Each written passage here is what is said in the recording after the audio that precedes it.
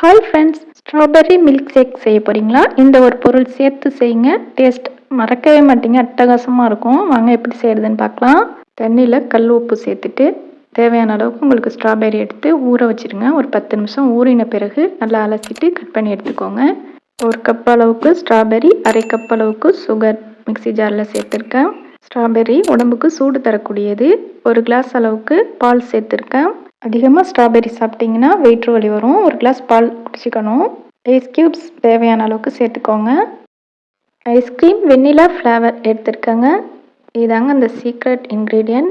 ரொம்ப டேஸ்ட்டாக இருக்கும், சேர்த்து செஞ்சு பாருங்கள். இப்போ ஒரு குழிக்கரண்டி அளவுக்கு தான் நான் சேர்த்துருக்கேன்.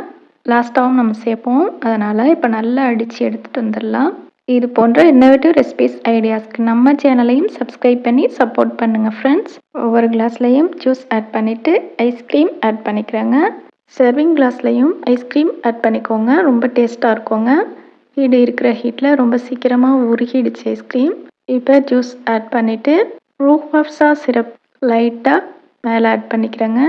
ஆப்ஷனல் தான், கார்னிஷ்காகத்தான் செய்கிறோம். Healthy and tasty strawberry milk shake ready. Video பிடிச்சிருக்கோன்னு நினைக்கிறேன். லைக் பண்ணுங்கள் friends. Please share and subscribe. Thanks for வாட்சிங்.